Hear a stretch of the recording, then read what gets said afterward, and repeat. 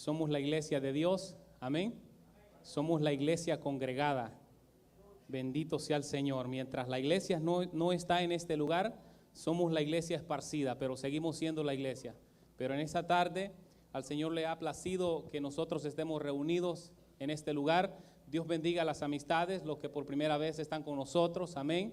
Y también si hay hermanos o amigos que están en sintonía también, pues el saludo es para ellos y la bendición también, amén. Así que los voy a invitar inmediatamente al ir al capítulo 6 del Evangelio de Marcos. Tenemos algo pendiente, bendito sea el Señor.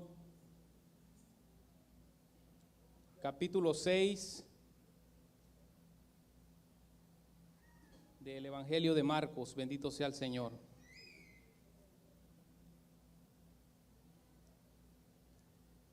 Dios bendiga a nuestra hermana Araceli y a toda su familia también que está con nosotros. Bendito sea el Señor. Aleluya. Leemos su palabra en el nombre del Padre, del Hijo y de su Santo Espíritu. Capítulo 6. Salió Jesús de allí y vino a su tierra y le seguían sus discípulos. Y llegando el día de reposo comenzó a enseñar en la sinagoga. Y muchos oyéndole se admiraban y decían: ¿de dónde tiene estas cosas? ¿Y qué sabiduría es esta que le es dada? Y estos milagros que por sus manos son hechos. ¿No es este el carpintero, hijo de María, hermano de Jacobo, de José, de Judas y de Simón? ¿No están también aquí con nosotros sus hermanas? Y se escandalizaban de él. Mas Jesús les decía: no hay profeta sin honra, sino en su propia tierra y entre sus parientes y en su casa. Y no pudo hacer allí ningún milagro, salvo que sanó a unos pocos enfermos, poniendo sobre ellos las manos, y estaba asombrado de la incredulidad de ellos, y recorrían las aldeas enseñando. Bendito sea el Señor. Pueden tomar asiento. Gloria sea al Señor. Quizás, mis amados hermanos, en esta tarde es difícil el que yo pueda hacerles una pregunta, como muchos recordarán lo que estuvimos viendo hace aproximadamente 3 semanas, en la cual me tocaba a mí, su servidor, impartir la palabra del Señor. Pero el tema que estábamos tratando era acerca de la incredulidad como una tragedia de enormes proporciones, amén. Pero para ponerlo de alguna forma, de alguna manera breve, por así decirlo, en sintonía con lo que vimos ese día, para volver a retomar de alguna forma la línea de pensamiento o el flujo de pensamiento al que Marcos nos introduce en este evangelio, vamos a hacer un breve análisis, amén, de lo que estuvimos viendo. Me alegraba hoy porque se me acercaba un hermano y me decía: hoy le toca predicar. Sí, le decía yo, gracias a Dios, sí, amén. Y lo bueno y me asombraba es de que él me dio la cita específica donde yo prediqué el día domingo 7, para ser más exacto, amén. Él se acordaba. Y es difícil, mis amados hermanos, que a raíz de todos los mensajes que se predican desde este altar, difícilmente nosotros, aunque pongamos todas nuestras neuronas a trabajar, difícilmente vamos a recordar los temas de los mensajes, las citas de los mensajes, pero inconscientemente muchas veces cuando nos enfrentamos a los problemas, el Espíritu Santo obra de una manera especial y sobrenatural que solamente Dios conoce. Y la palabra de Dios opera en nuestros corazones, aunque no tengamos memoria del mensaje que quizás en tal oportunidad se nos fue presentada, amén.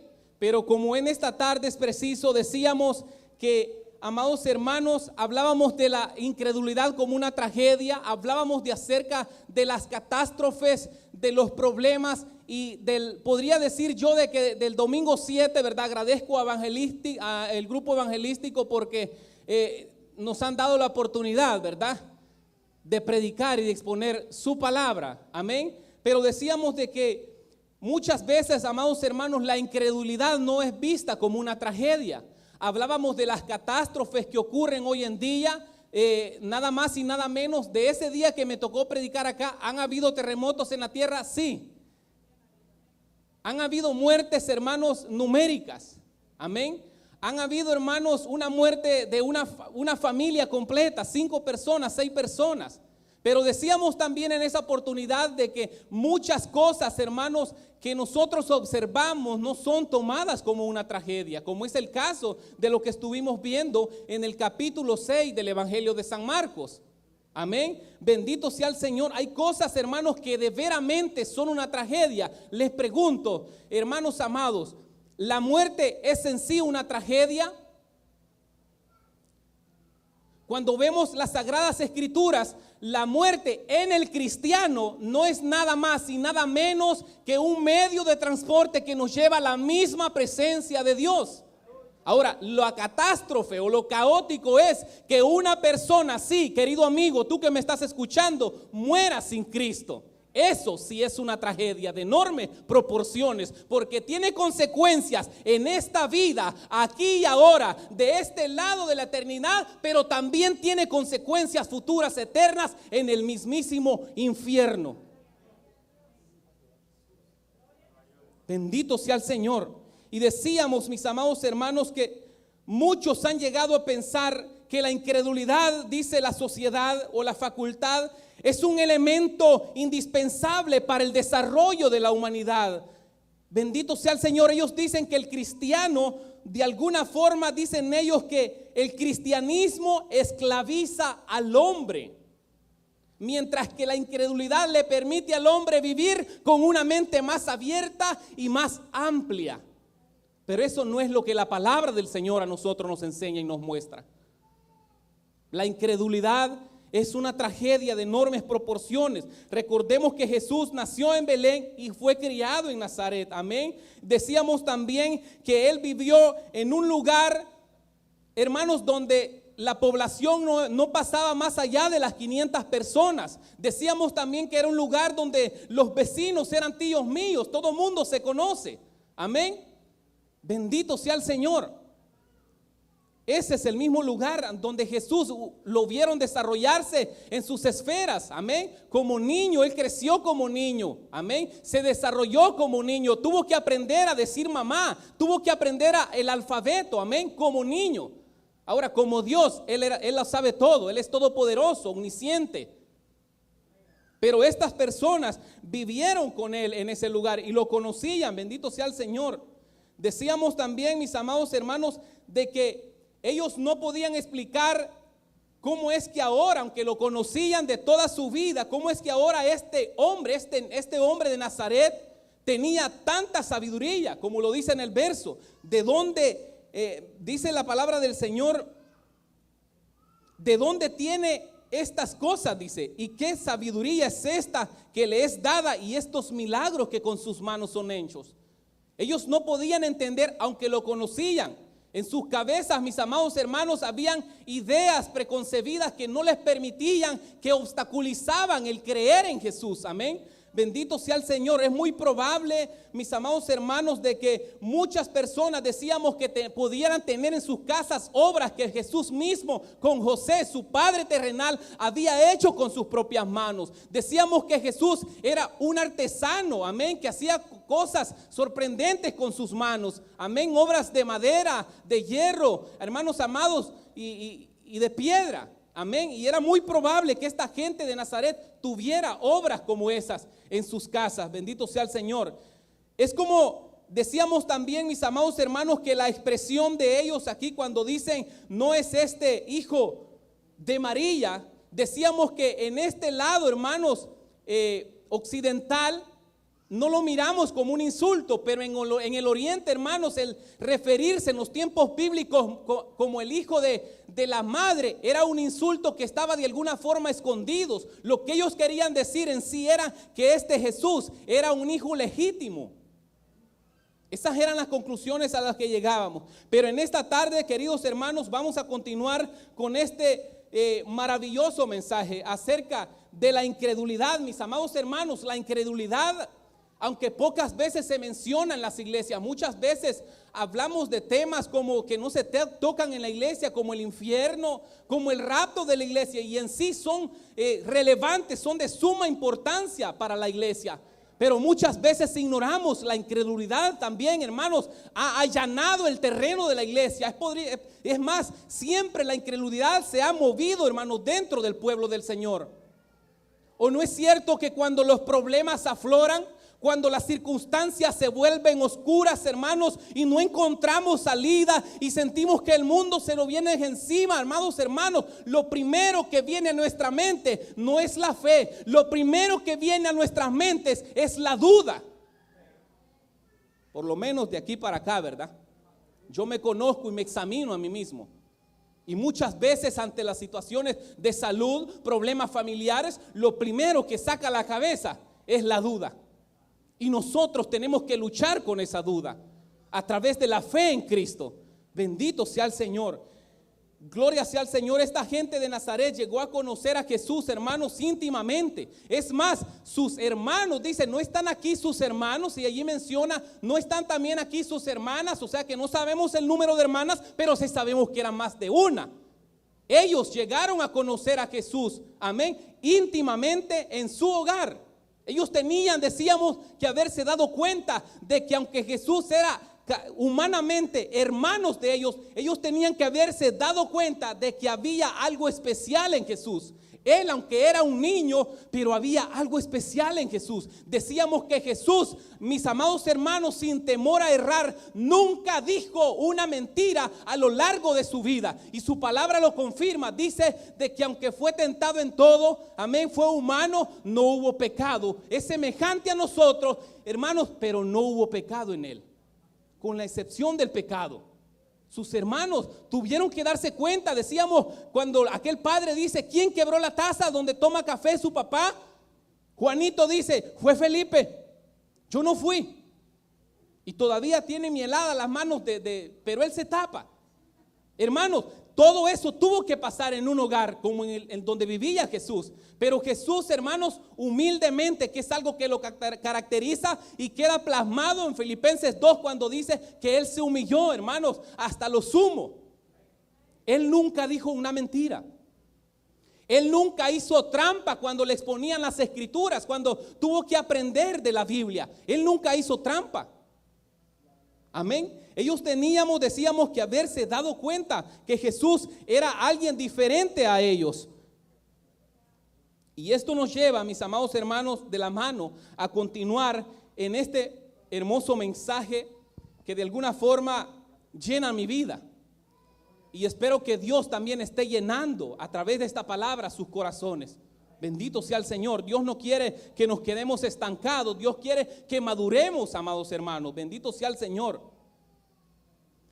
De hecho, vemos, hermanos, que la incredulidad era tan grande que analizando hoy en esta mañana, ¿verdad?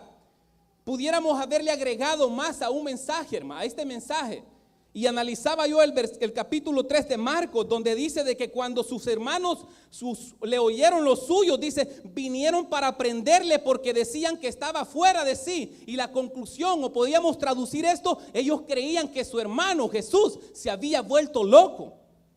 Pero eso no es nada. Más adelante, a raíz de lo que Jesús había dicho, estos hombres, hermanos, los fariseos y todos estos grupos que atacaban a Jesús estaban tan enojados que ellos decían que Jesús estaba endemoniado y que él tenía a Belcebú y que por el poder de los príncipes de los demonios echaba fuera a los demonios. Si ven la incredulidad, por una parte están los hermanos diciendo que Jesús se había vuelto loco. Por otra parte está un grupo farisaico también diciendo que Jesús está endemoniado. Oh, pero esto es lo maravilloso. Jesús también va a decir en ese mismo capítulo 3 que también había un grupo de hermanos, de gente que lo seguía con amor y decían, los que hacen la voluntad, estos son mis hermanos, mi madre, estos son mis hermanos. O sea que por una parte vemos a los que lo acusaban de loco, maniático. Por otra parte están los que lo acusaban de endemoniado también, pero por otra parte estaba el pueblo de Dios, nosotros no creemos que Jesús es un mentiroso. Nosotros en ninguna manera vamos a creer que Jesús estaba endemoniado. Nosotros que creemos que Jesús es el Rey de Reyes y Señor de Señores, la segunda persona de la Trinidad que se hizo hombre, querido amigo, para darnos vida y vida en abundancia. Ese es el Evangelio de Dios. Ese es nuestro Dios. Bendito sea el Señor. Hermanos amados, la alternativa, por así decirlo, de aceptar a Cristo como su Señor es tan odiosa para el hombre incrédulo que él se inventa cualquier excusa, hermanos amados, para no tener que creer lo que es evidente ante sus ojos. Suena fuerte decir, ¿verdad? Hermanos, que nuestros amigos, aunque creen amar a Jesús, uno, no lo conocen. Dos, en su corazón le odian. La Biblia dice que el corazón del hombre es de continuo al mal. La Biblia dice de que engañoso es el corazón más que todas las cosas. ¿Quién lo conocerá? Yo, dice el Señor, que escudriña la mente y el corazón del hombre. Job va a decir también de que el corazón y la vida del hombre, la naturaleza del hombre, dice que bebe la inmundicia como agua. O sea que para el hombre es tan natural el pecado. Si al hombre le dan de elegir entre el pecado y la santidad, siempre va a elegir el pecado. ¿O no es la lucha que nosotros tenemos constantemente a diario? Yo llevo esa lucha con el pecado, hermanos. Tengo que luchar con el chambre. Tengo que luchar con esos malos pensamientos. Cuando voy en la carretera y miro una valla publicitaria que me saca de control, yo tengo que luchar con esas cosas. Mientras estemos viviendo en este mundo tan dañado por el peso del pecado, tú y yo, querido hermano, vamos a tener una lucha constante con el pecado. Pero ¿sabes qué? Nosotros debemos de, hermanos, mortificar el pecado. Dice la palabra, hacer morir lo terrenal en nosotros. Si tú no estás mortificando, querido hermano, el pecado, tú estás mal. Hay algo que no está equilibrado. Hay algo que no está funcionando bien. El cristiano, aunque no puede alcanzar la perfección de este lado de la eternidad, sí tiene que luchar constantemente y a diario, hermano, con el pecado. El pecado nos asedia día a día. Pablo, hermano, se miraba en una situación a veces, en una lucha constante con el pecado. Bendito sea el Señor, pero el hombre, hermanos, ha decidido, hermanos, rechazar toda evidencia. Amén. La incredulidad, mis hermanos, distorsiona seriamente la capacidad que el hombre tiene de razonar, hermanos, y produce en el hombre un terrible y destructivo autoengaño. La incredulidad, mis hermanos, corrompe la capacidad que el ser humano tiene para analizar, hermanos, para hacer uso de la razón, de su intelecto, para analizar la majestuosa obra de Dios plasmada en los cielos. Salmo 19 dice que los cielos cuentan la gloria de Dios. Esto es grande, hermanos. Pero el hombre decide, hermanos, en su incredulidad no creer. El hombre decide no creer. Mi amigo, tú que nos estás escuchando, sea aquí o allá a través de esta pantalla, si tú estás escuchándonos o estás aquí, si no tienes una relación con el Señor como debe de ser, si tú eres un incrédulo, lamentablemente te estás engañando a ti mismo. Lamentablemente te estás engañando. Las evidencias están por donde sea. Las evidencias son abrumadoras, hermanos. Bendito sea el Señor. Pero tú, querido amigo, has decidido no creer. Y ahora, querido amigo, no nos vengas con la excusa, bendito sea el Señor, de que la iglesia está llena de hipócritas. Si ese es el caso, hay espacio para uno más.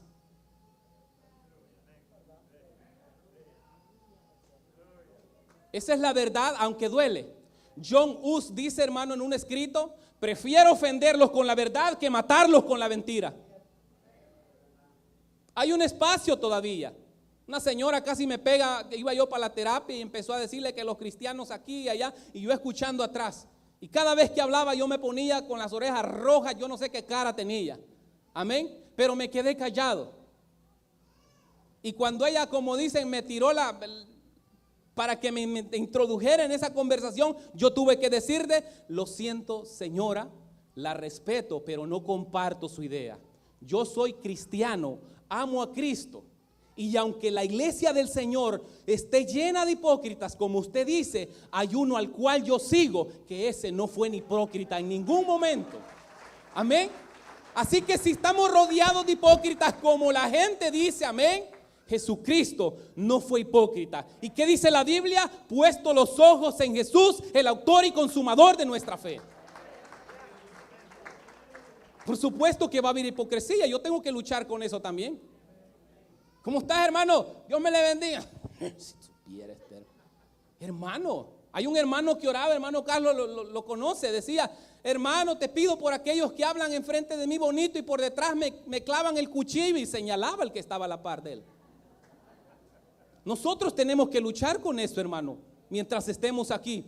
Muchas veces vamos a hacer allí de cosas que no van de acuerdo a nuestra profesión, hermana Eva. Amén.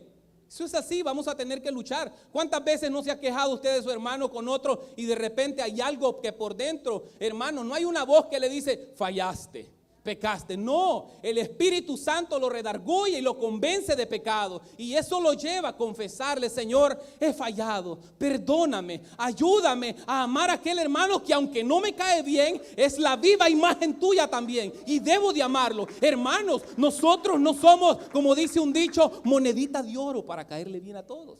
Yo sé que a muchos hermanos aquí les caigo bien, creo, ¿verdad? Pero yo sé que muchos no me van a tolerar. Ahora, ¿impide eso que yo siga creciendo y amando al Señor? No, eso me ayuda a seguir creciendo en paciencia, en amor los unos para con los otros. Qué fácil sería amar a un hermano que piensa como yo, que camina como yo, como una especie de sinfonía o sincronización. No, hermanos. Aquí, por eso dice la Biblia, usted no debe de quedarse en casa. Usted no va a crecer en casa, usted tiene que congregarse. Es aquí con sus hermanitos, aquel que quizás le hace la vida imposible, en donde usted va a crecer en la paciencia. ¿Cómo va a crecer en paciencia en un monasterio encerrado entre cuatro paredes? No, con el hermano que tiene que luchar. Son con sus hijos que le dan lata y usted tiene que amarlo siempre.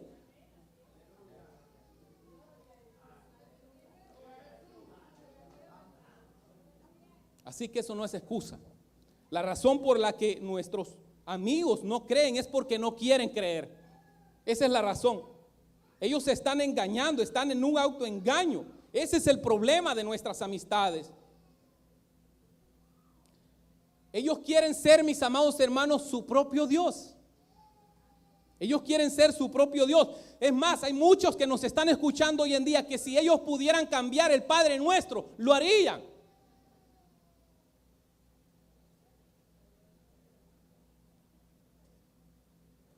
Ellos lo harían. Señor, dijeran ellos: venga a mi reino y hágase mi voluntad como se hace aquí en la tierra. Aunque el hombre no lo demuestre, esa es la actitud, hermanos, que tiene en su corazón. A nosotros nos pueden engañar,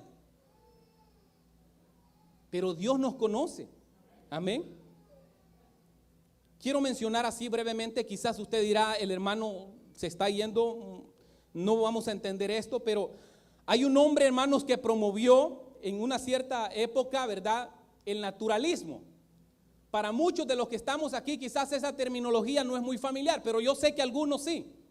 Solo déjeme traer a colación algo para entender de alguna forma lo que quiero, esta analogía o ejemplo para llevarlos a comprender la magnitud de las evidencias de Dios. O sea, no se me vaya a sentir mal, pero el naturalismo, mis amados hermanos,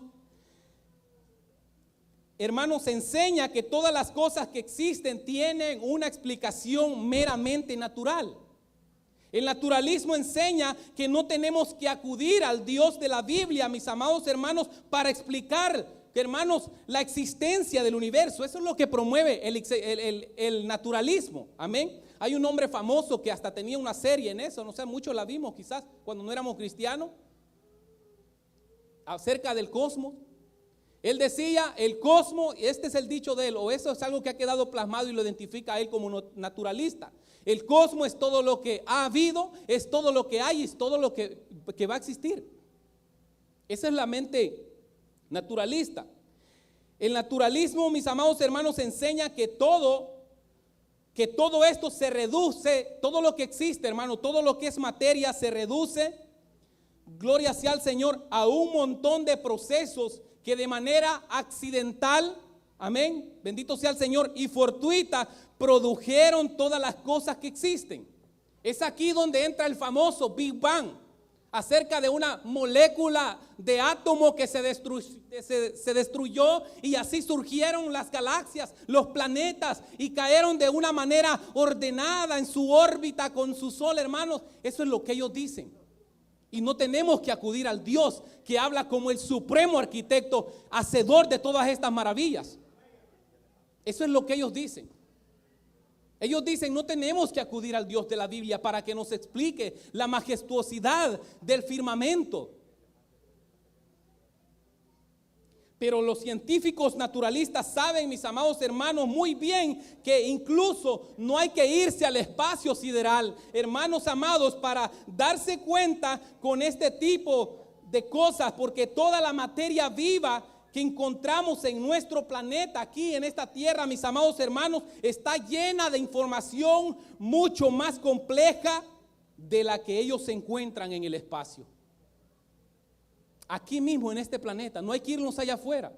Ese hombre hizo una novela, una película, en donde supuestamente científicos están analizando las señales radiales en el universo y de repente se encuentran con señales de los números primos que están enviando y ellos llegan a una conclusión majestuosa de que hay algo allá en el universo,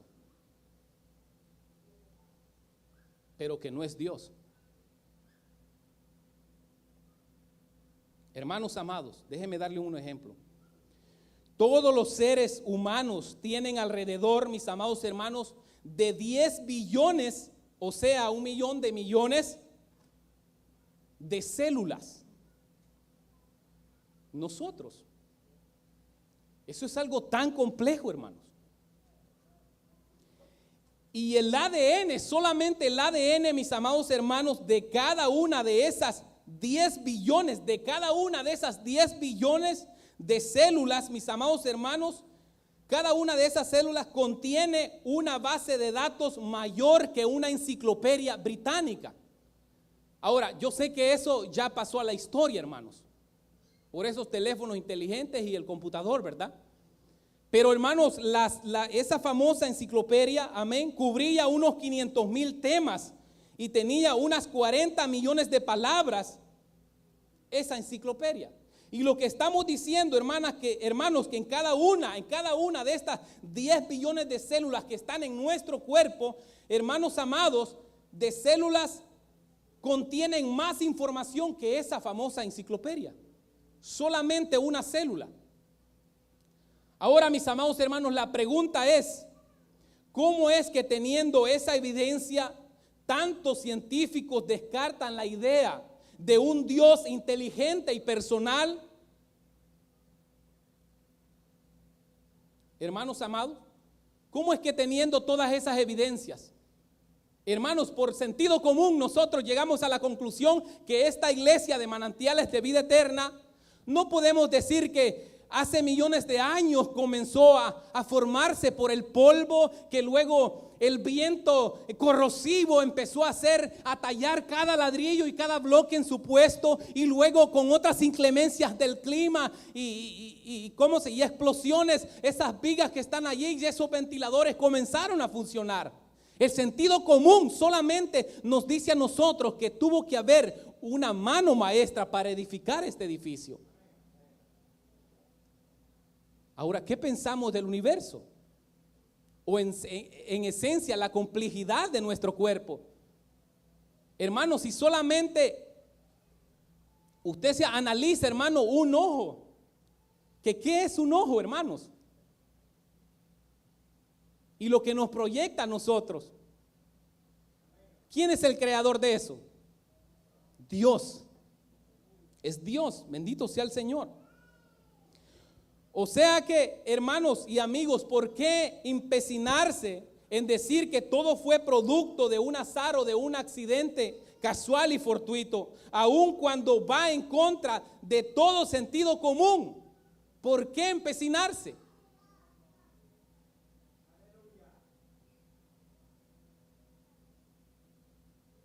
Usted no me va a creer si yo le digo que yo vine aquí a Estados Unidos de una sola vez a la velocidad de la luz y en un platillo volador. No me lo va a creer, aunque esto parezca chistoso, no lo va a creer. Porque al saber que no tengo papeles, usted sabe de que me aventé 3 veces el desierto. Sentido común, hermanos. El hombre no quiere creer. ¿Cuál es el problema? Bueno, Pablo lo dice, hermano. Pablo lo dice en el capítulo 1, en Romanos. Capítulo 1, 21 dice: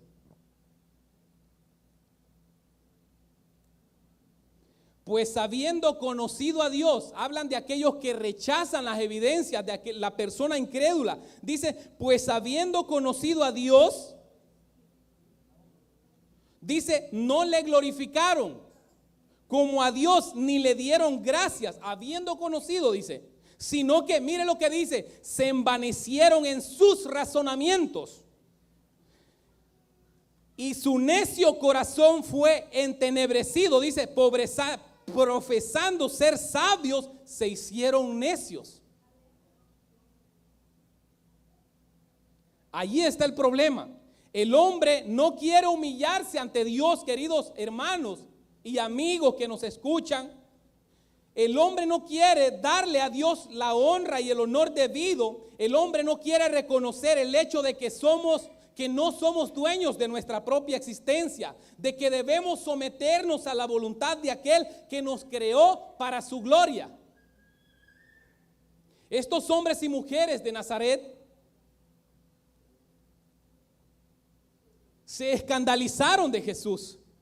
Y la idea es, mis amados hermanos, es que se sintieron profundamente ofendidos. No porque hubiera nada malo en él, sino porque él no encajaba con las ideas que ya decíamos preconcebidas que ellos tenían acerca del Mesías. Ellos esperaban a otro tipo de gente. Y de hecho, hermanos, eso de paso también fue profetizado. ¿Cómo empieza el capítulo 53 de Isaías?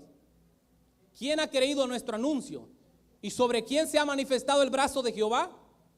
¿Subirá cual renuevo? Esto ya estaba profetizado. O sea, a Jesús no le tomó por sorpresa esto. Él ya lo sabía. Amén. No hay parecer en él, dice su palabra, ni hermosura. Hermanos amados, si nosotros pudiéramos entrar en el túnel del tiempo, mis amados hermanos, a la ciudad de Nazaret y llegar a ese lugar cuando Jesús estaba creciendo allí, cuando Jesús estaba caminando por las calles polvorientas de Nazaret, tú y yo, mis amados hermanos, no hubiésemos sabido quién él era.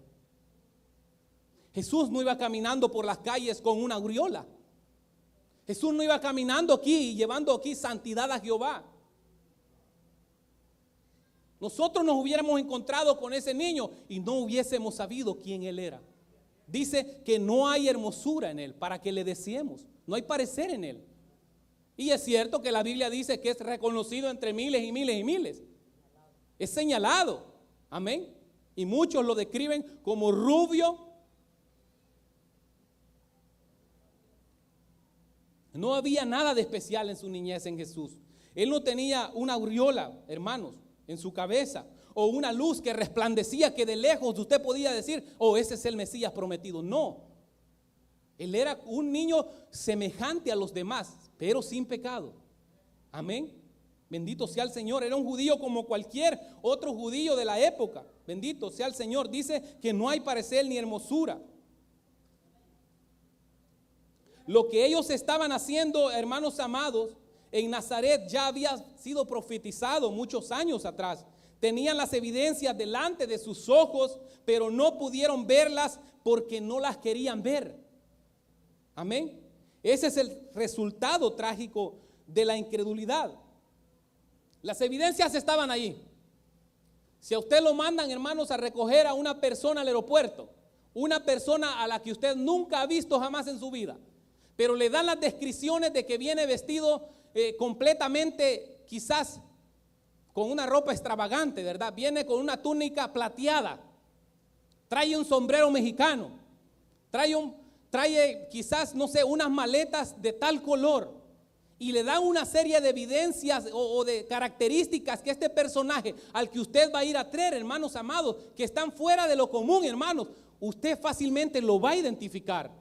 Ahora, estos hombres de Nazaret conocían las profecías de Jesús, sabían de su nacimiento, sabían de su nacimiento estipulado en el tiempo preciso en el libro de Daniel, sabían que iban a nacer de una virgen, amén. Aún después de haber sido crucificado, aún después de haber sido resucitado, mucha gente todavía seguía incrédula. ¿Y sabe qué? Todavía siguen incrédulas, aún con todas las evidencias. Ellos tenían que haberse dado cuenta. Los cristianos, la gente de ese tiempo, hermano, no eran como nosotros. No eran como nosotros, que escasamente sabemos el Salmo 91. Esta gente sabían Biblia. La gente, los niños cuando caminaban en su casa e iban para el baño, allí estaba un texto bíblico. Si iban para la cama, allí estaba el otro. Allá en El Salvador se utiliza, yo no sé, ojalá aquí no me meten problemas, la Biblia abierta en el Salmo 91 para correr los malos espíritus que nos acechan. No, hermano, eso no es así. Si usted no tiene nada aquí de Biblia, no va a poder enfrentar al enemigo. Para el tiempo de Jesús, él no andaba los rollos de pergamino aquí cuando el diablo lo tentó. Permíteme a ver qué dice aquí de la palabra, cómo puedo enfrentarte. No, escrito está, al Señor adorarás y solo a Él servirás. Haz que se conviertan estas piedras en pan. No, no solo de pan vivirá el hombre. Aquí.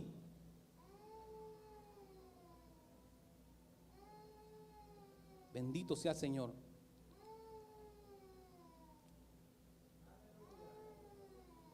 Gloria a Dios.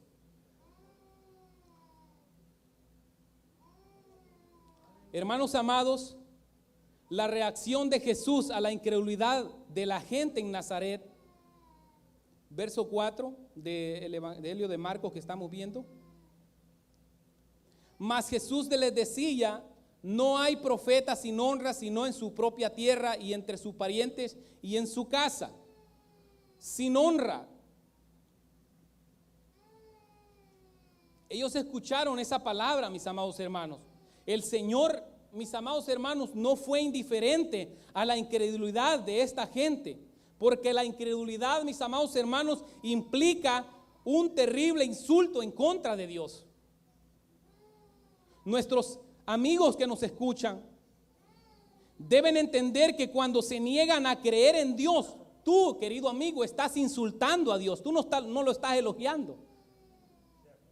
Y esa es una verdad.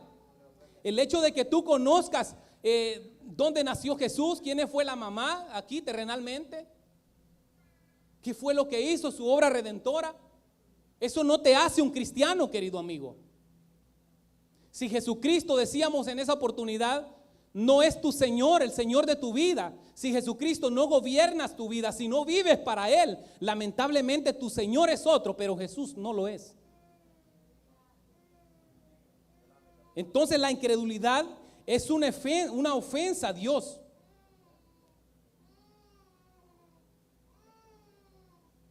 ¿De dónde, dice la palabra, obtuvo estas tales cosas?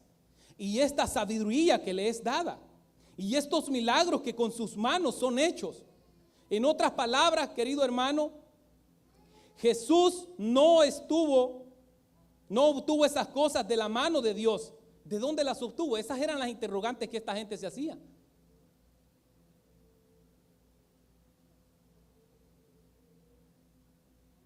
¿Cuál es la alternativa entonces? No existen muchas opiniones. Cuando uno se enfrenta, mis amados hermanos y amigos, a una persona como Jesús, no hay términos medios ni neutrales. Amén. O tú lo aceptas como el Dios encarnado y como el Señor de tu vida, o tú lo niegas, o tú tienes que llegar a la conclusión de que Él era un loco o un endemoniado, como aquella gente decía. No hay alternativas. Si tú, querido amigo que estás aquí, o tú que nos estás viendo, si yo te pregunto a ti, si deseas, si es que se puede hacer esa pregunta de recibir al Señor y de verlo a Él como tu Señor, si tú en esta tarde decides que no lo quieres hacer, tú no estás en un término medio. Tú lo estás rechazando. Tú estás insultando a Dios al no creer en Él. O sea, no es que si puedo, no puedo. Cuando tú te niegas, tú ya estás dando una respuesta. Tú estás diciendo, yo no quiero nada que tenga que ver con el cristianismo. Yo no quiero nada con Jesús. Yo no quiero que Él se entrometa en mi vida a dañar mis planes. Eso es lo que el amigo dice. Y eso es lo que yo mismo pensaba. Yo decía cuando me preguntaban quién era Jesús. Ese era un gran hombre. Tenía poderes. Murió por nosotros. Y dice que Él desea de que todos seamos salvos. Ya está bíblico. Pero yo no lo estaba a Él elogiando por lo que yo sabía de Él. Querido amigo, no importa, y esto ya lo he dicho muchas veces, no importa en qué sitial tú tengas a Jesús, no importa si lo tienes como un gran profeta, como un gran maestro, como un gran revolucionario, si tú no lo aceptas, si tú no le recibes, si tú no vives para Él, tú estás engañado y necesitas urgentemente la misericordia y el perdón de Dios. Ven a Cristo en fe y arrepentimiento. Me gustaba tanto, decía nuestro hermano Jacobo, ¿está por ahí? Levante la mano. Allá está el hermano Jacobo. Cuando él vino, yo vi la actitud que él tuvo desde antes que lo llamaran. El hermano estaba pronunciando y dijo, sí, para esto vine. ¿O no es cierto, hermano Jacobo? Yo vine a aceptar. No hubo nadie que lo arrastrara de allá y lo trajera de la corbata. No. ¿Recibió al Señor él aquí en este lugar? No, él ya lo había recibido en su hogar. Aquí vino a hacer públicamente su profesión de fe. Yo lo recibí en un gran Montarral en Guatemala, por eso amo Guatemala. Allá se encontró el Señor conmigo, porque yo no lo buscaba, Él me encontró a mí. Nadie me arrastró a un altar, nadie me dijo, haga esta oración de fe, acepto al Señor. No. Él tomó el control de mi vida. Él me hizo una nueva persona, Él me hizo una nueva criatura. Y aunque no somos perfectos, pero vivimos, amamos, amén, a nuestro Señor Jesucristo. Querido amigo, no desperdicies la oportunidad. No desperdicies.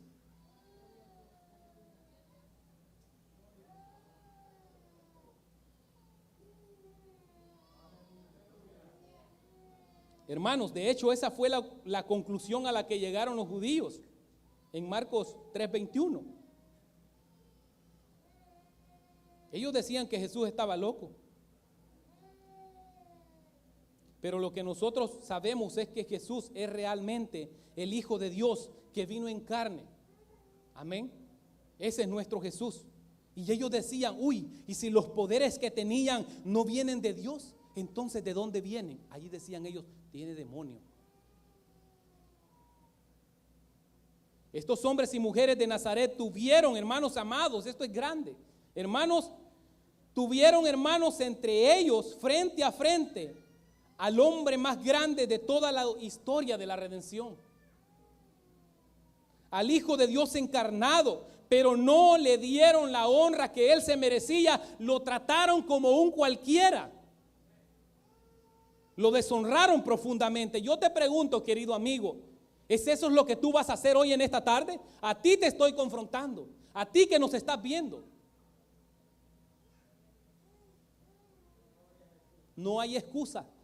La Biblia dice, de modo que no tienen excusa. Nadie va a llegar al cielo diciendo, a mí nadie me habló, porque aún la misma naturaleza, aún la misma los cielos cuentan la gloria de Dios. No hay excusa.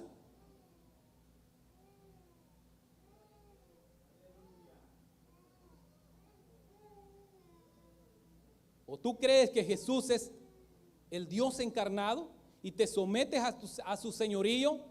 o tú estás insultando a Dios este día, hoy que nos estás escuchando, al insultar a la persona de Jesús. Por otra parte, nosotros vemos aquí, mis amados hermanos, en este pasaje, que la incredulidad de esta gente vino a ser un obstáculo para recibir los medios y los beneficios de gracia del Dios de toda gracia. Voy a repetir esto. Vemos aquí que la incredulidad de esta gente en Nazaret vino a ser un obstáculo para recibir los beneficios de gracia del Dios de toda gracia. La incredulidad no le permitió, porque dice, y no pudo hacer allí ningún milagro. Ahora bien, déjeme explicar esto también. Eso no quiere decir de ninguna manera que la incredulidad de esta gente provocó en Jesús una pérdida de poder, una pérdida de su deidad. De ninguna manera. De ninguna manera. Amén. La incredulidad de esta gente no limitaba, mis amados hermanos, o disminuía la deidad de Jesús. Eso no es el caso. El Señor seguía siendo omnipotente mientras estuvo en Nazaret. De hecho, mis amados hermanos, Él sanó a muchos enfermos, pero Él decidió no hacer allí ningún milagro. ¿Saben por qué? Porque no tenía sentido que lo hiciera. O sea, la obra de Jesús, la misión de Jesús no fue únicamente, y aunque quizás esto no te suene muy bonito, únicamente venir a hacer milagros, a sanar al paralítico, a darle vista a los ciegos. No. Dios lo hizo en su infinita misericordia. Pero la obra de Jesús fue venir, hermanos, a morir por nosotros, a sustituirlos en esa cruz donde a ti, querido amigo, te corresponde estar si es que no te arrepientes. Esa es la obra de Cristo. Él vino a sustituirnos, amén. Lo que tú, querido amigo, y yo sin Cristo merecemos es el infierno eterno. Pero la gracia de Dios, por eso es que ese bendito pero que aparece en Efesios va, pero Dios, después de describir la naturaleza del hombre que está muerto en pecados y delitos, luego Él va a decir, pero Dios que es rico en misericordia. Bendito pero de Dios, bendita misericordia que nos ha alcanzado a nosotros. Es esa misericordia que quiere alcanzar a nuestros amigos. Amén. Bendito sea el Señor. Él decidió, Cristo limitó de alguna forma su poder. Bendito sea el Señor. Por causa de la incredulidad, hermanos amados, porque no tenía sentido que los hiciera. Dígame usted, yo puedo invitarlo a usted, a un amigo, a que pase a orar. Podemos hacerlo. Pero querido amigo, de nada sirve y no te sirve de nada que tú vengas a pedir oración por sanidad, oración por un problema económico, oración por un problema familiar con tu esposa y tus hijos, si de manera tú no quieres nada con el Dios de ese regalo. Como que la hermana Eva me premie por algo, ¿verdad? Pero yo no quiera tener una relación de hermandad con ella. ¿Sí me entiende? ¿De qué me sirve que usted me diga, hermano, con usted, hermano Johnny, voy al fin del mundo, pero su esposa me cae como una patada de mula en el estómago? Yo le voy a decir lastimosamente, si tú no quieres nada con mi esposa, lo siento mucho, pero no puede ser ni mi amigo, porque ella y yo somos uno. Y aunque no estemos calibrados, ¿verdad?, con un ideal cristiano de amar a Dios y todo eso, pero es la verdad. Tú no puedes, querido amigo, pretender querer un favor de Dios cuando tú no deseas tener una relación con el Dios de ese regalo. Eso es ilógico. Es ilógico, hermanos amados. Si tú quieres un regalo de Dios, es porque quieres tener una relación con el dador de ese regalo. ¿Y sabes cuál es ese regalo, querido amigo? Jesús mismo. Porque Dios dice, porque de tal manera dio Dios al mundo, que dio a su Hijo unigénito. Qué hermoso es el Señor. Alguien ha dicho, esto no está en la Biblia, un escritor dice, los milagros de Jesús no eran trucos mágicos para probar lo poderoso que Él era, sino más bien señales del reino que mostraban su poder redentor en operación. Sus milagros, dice este autor, siempre sanaron, siempre restauraron, siempre liberaron a las personas, revelando de esa manera cómo debemos encontrarle a Él por medio de la fe para que nuestras vidas sean transformadas por Él. Mis hermanos, Él no vino a hacer trucos.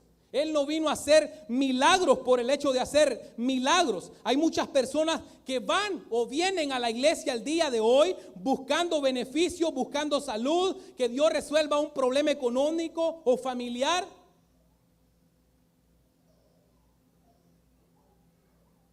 Hay mucha gente que va por esa razón. De hecho, hay gente que va a la iglesia y asiste y dice pertenecer a una membresía local de una iglesia solamente para participar de obras recreativas.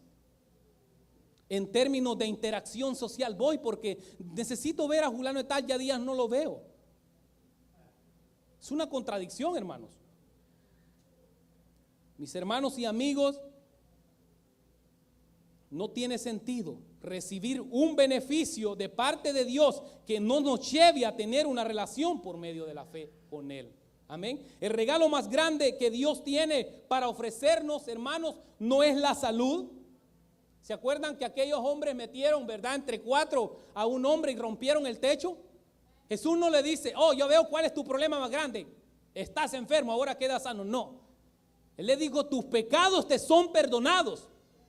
Dice Martin Lloyd Jones, un gran hombre, hermanos, y dice que él era un doctor. Y por cierto, de un rey. Cuando él se convierte, dejó la medicina, dejó el doctorado y su declaración más tarde fue, estaba enviando personas robustas y chapudas al mismísimo infierno. ¿Cuál es el problema, querido amigo? No es tu salud física, por supuesto. No es resolverte un problema matrimonial.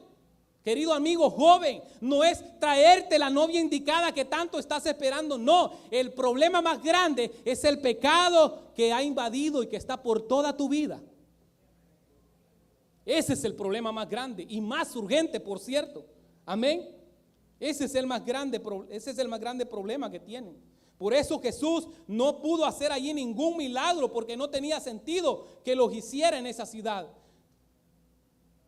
Yo no sé si ustedes se acuerdan cuando aquel hombre va al que sana a Jesús y le dice, ¿quieres ser sano? Suena un poco irónico, ¿verdad? ¿Quién no quiere ser sano? Si a mí usted ahorita si me pareciera un ángel de Dios o el mismísimo Jesús, ¿quiere ser sano? Yo haría la de Pedro, Señor, pero ¿por qué me preguntas eso? Tú sabes que quiero ser sano. Pero Jesús le dice, ¿quieres ser sano? Y él dice, sí quiero. Y así como nosotros hacemos, yo creo que ese Ferrari va a ser mío. Lo que no te has dado cuenta, que es avaricia la que tienes. Yo creo que esa casa es mía. ¿No te has dado cuenta? Decláralo, dicen los de la prosperidad. Si tú crees, esa Tacoma puede ser tuyo. Si tú crees, eso no se trata de solo eso, hermano. Tengamos cuidado con ese cáncer de la prosperidad, porque no es evangelio. Amén. Sí crees, sí quiero, dijo este hombre, amén. Y yo me lo imagino a él, ¿verdad? Sí quiero. Y luego le hizo así. ¿Sabes qué? Ayúdame, incredulidad. Sí creo, sí, pero luego dice él, ayúdame, incredulidad. Querido amigo, si tú no crees, si tú no quieres, pídele en esta tarde al Señor, Señor, te abro mi corazón, ayúdame, incredulidad. Ayúdame, incredulidad. Bendito sea el Señor. Hoy voy a salir de esto, hermano, porque debo esperar mucho tiempo más después. Mis hermanos, esto es algo que debe golpear nuestro corazón. Imaginemos lo duro que debe de ser para una mujer, hermanos, fiel, el hecho de que su esposo desconfíe en ella. ¿De dónde venís? ¿Por qué venís tarde? ¿A qué hora saliste de la factoría? Hermano, aunque esto suene un tanto irónico, eso se da en el pueblo de Dios, porque yo lo he visto y yo lo he escuchado. ¿Por qué te tardaste tanto? ¿Con quién estabas? ¿Señal teléfono? Hermano, si hay algo que puede ofender, y aquí me van a apoyar las hermanas, que puede ofender gravemente a las hermanas es que nosotros los esposos desconfiemos de ellas. Porque estamos negando la fidelidad de ellas, hermano. Estamos insultándola. ¿No se ha puesto a pensar? Eso es así. De alguna manera similar, cuando nosotros no creemos en Dios, estamos insultando a un Dios fiel y poderoso. Qué mal se siente una hermana cuando el hermano le dice, está desconfiando de ella. Por supuesto, esto no significa que el varón, ahora me hago acá, no tenga la mirada también puesta en su esposa, porque afuera andan lobos rapaces también. Y no todo el que se acerca echándole el brazo y saludando a la hermana tiene un corazón puro. Eso es un hecho. Hay unos que se van a acercar con otras intenciones y usted y yo tenemos que tener la mirada puesta. Y no son celos, no me vaya a confundir. Es un cuidado espiritual. ¿Sí? Es un cuidado que nosotros debemos de tener. Gloria sea al Señor. La incredulidad es un insulto a Dios mismo, porque le estamos diciendo a Dios, esto es lo que el hombre en su incredulidad le dice a Dios: Señor, con todas las promesas que tú tienes en tu palabra, yo no estoy completamente seguro de que tú seas un Dios fiel. Con tantas promesas que hay en la Biblia, en la Escritura. Mis hermanos, la incredulidad es un pecado serio ante los ojos de Dios. Tú, Capernaum, los que saben Biblia, ¿cómo dice ahí? Tú, Capernaum, y Betsaida parece que dice, ¿verdad? Donde habla de que fue elevada hasta el cielo. ¿Por qué? Por la misma presencia de Jesús. Pero hermanos, vemos allí un pecado terrible de indiferencia. El Rey de Reyes, hermanos, se paseó en esas ciudades, amén, y no lo recibieron. Por eso dice, ha sido elevada. Y luego va a decir, será más tolerable el castigo para las ciudades más perversas como Sodoma y Gomorra que para esas ciudades. Más tolerable, o sea, como que se midiera por categoría, ¿verdad?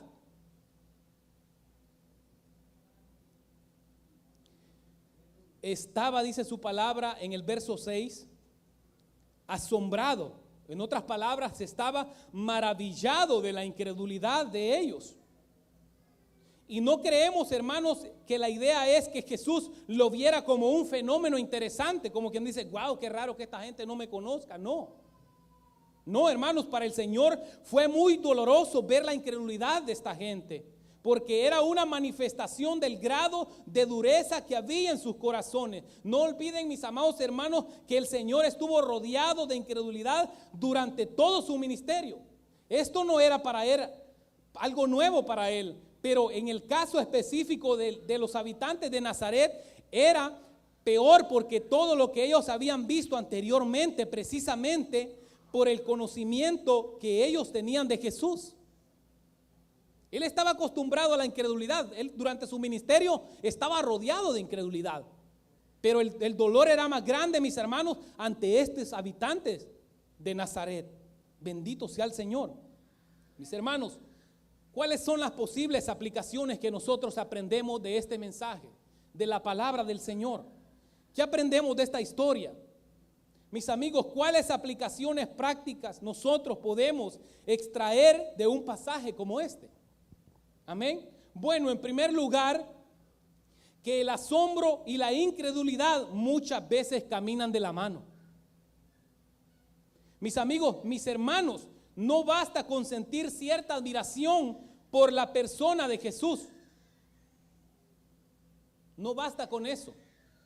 Si tú no estás dispuesto a rendirte delante de Él como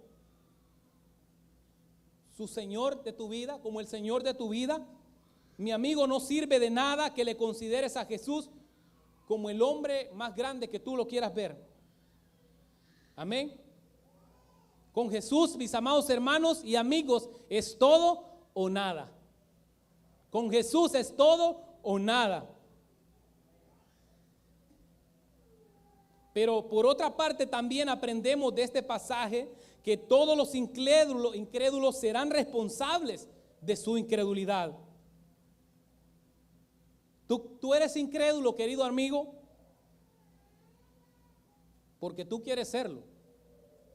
Las evidencias están allí. Pablo dice en su tesis, ¿verdad?, en contra de la incredulidad, que ellos se rechazan con injusticia la verdad de Dios. O sea, no es un problema, en otra ocasión decíamos un problema intelectual, no es un problema de conocimiento, es una rebeldía, es un problema moral. Es increíble que ante toda evidencia de Dios, el hombre se rehúse a creer debido al pecado. Dios tiene que operar en nosotros, mis amados hermanos, para que nosotros podamos creer. Es ahí donde entra que nuestros amigos deben de venir a Él en arrepentimiento y fe y pedirle a Dios que ayude a su incredulidad. Bendito sea el Señor. De manera que dice la palabra del Señor,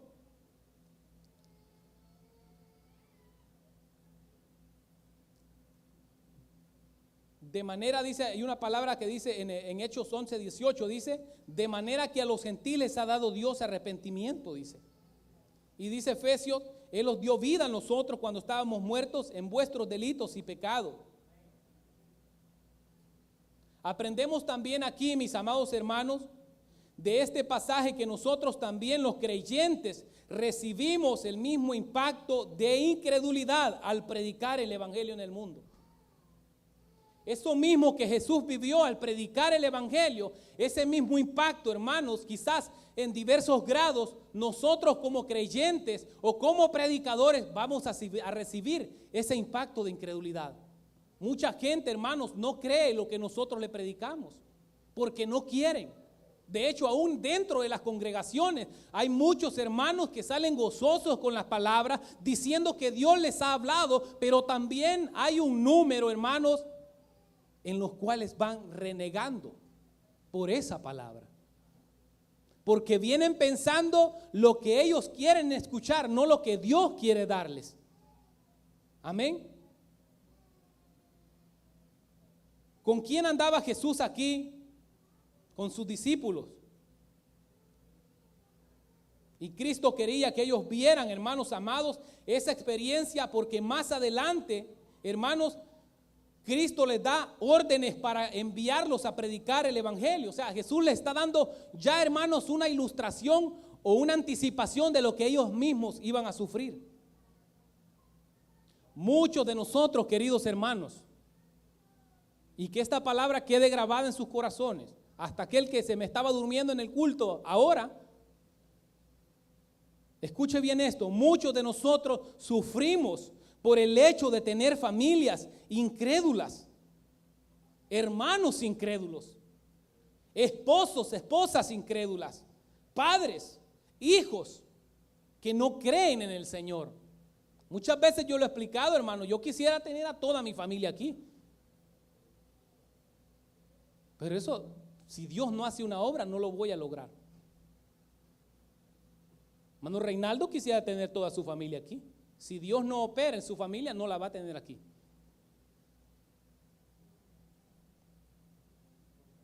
Nosotros vamos a experimentar, queridos hermanos, ese tipo de cosas también. Ahora, lo último que aprendemos, y esto debe de llevarnos, hermanos, a vivir para Él. Esto debe de llevarnos a nosotros a confiar más en Él. Amén. Lo último que aprendemos de este pasaje es, hermanos, y esto es glorioso, es que la incredulidad puede ser vencida por el poder de Dios. Esa incredulidad en la cual tú y yo un día estábamos. Amén. Puede ser vencida únicamente por el poder de Dios. Dice en el verso 3, dice: ¿no es este el carpintero, hijo de María, hermano de Jacobo, de José, de Judas y de Simón? ¿Quién es este Jacobo, hermanos? Este Jacobo no es más que Santiago, el que escribió la epístola de Santiago, que en un momento dado no creía en el Señor. Judas, este no es el Iscariote, hermano. ¿Quién es este Judas? El que escribió la carta de Judas. Gentes que en un principio no creían, dice la palabra, porque ni aún sus hermanos creían en él. Ahora lo vemos y son escritores, hermano, de la palabra del Señor. Yo no sé si usted se alegra por eso, hermano.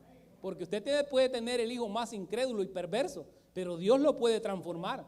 O su esposa, o su esposo que no quiere nada con el Señor, pero Dios puede operar en el corazón de ellos. Amén.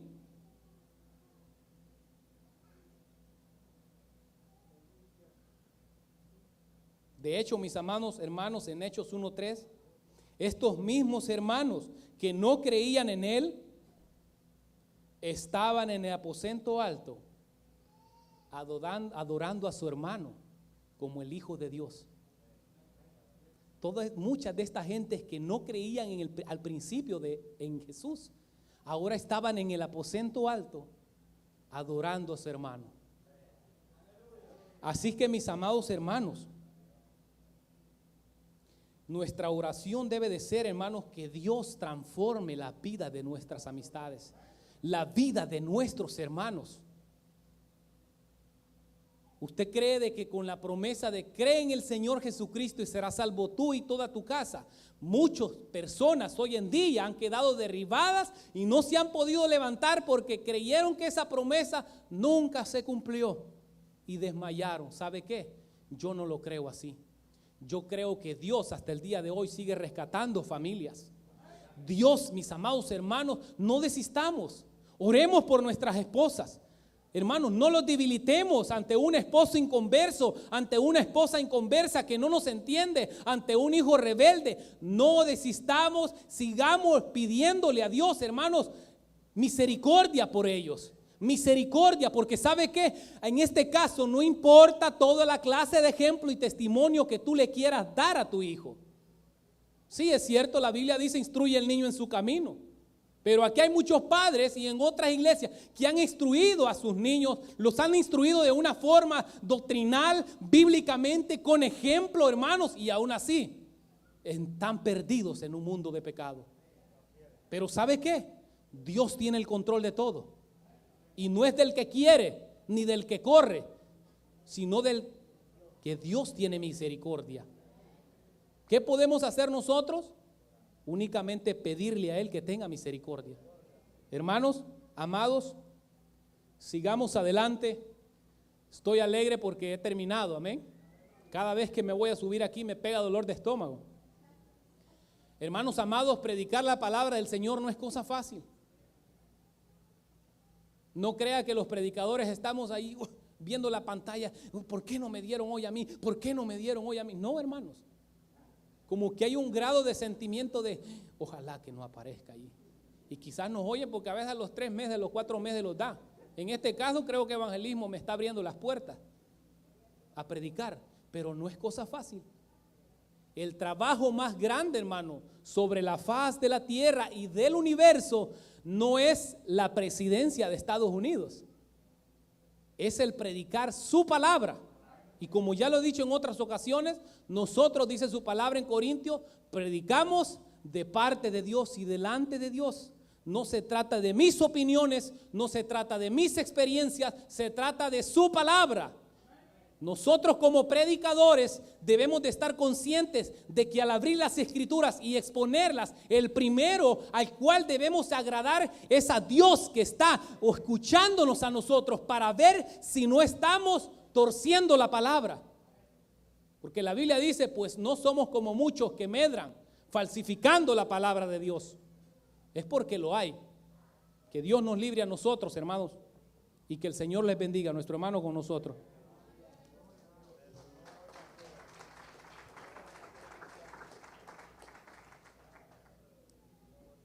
Gloria a nuestro Dios por la palabra que nos ha enviado en esta tarde por labios de nuestro hermano Johnny.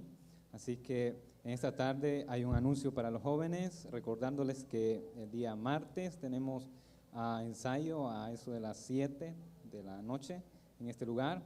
Y les pedimos de que se esfuercen porque de eso dependerá lo que hagamos en la convención el día sábado.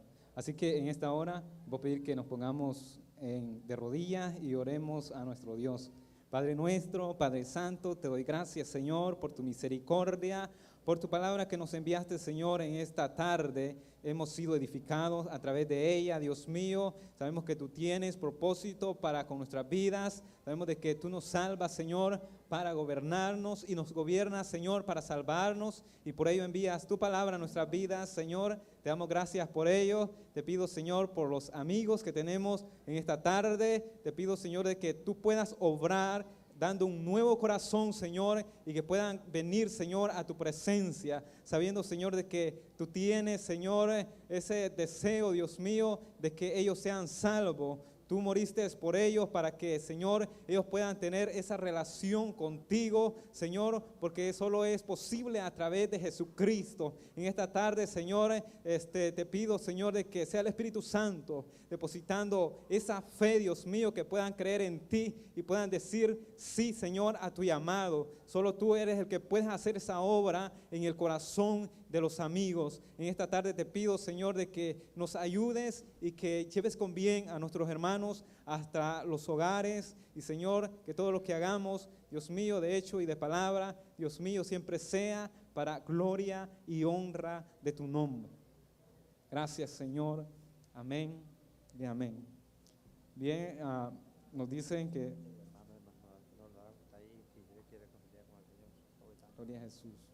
Si hay un hermano que necesita oración o los amigos, el altar está abierto en esta tarde, y de lo contrario le pedimos de que pueda seguir asistiendo. La palabra del Señor dice que por el oír viene la fe, y es por el oír la palabra del Señor. Dios les bendiga y sigamos adorando a nuestro Dios a través de todo lo que hacemos. Bendiciones, hermanos.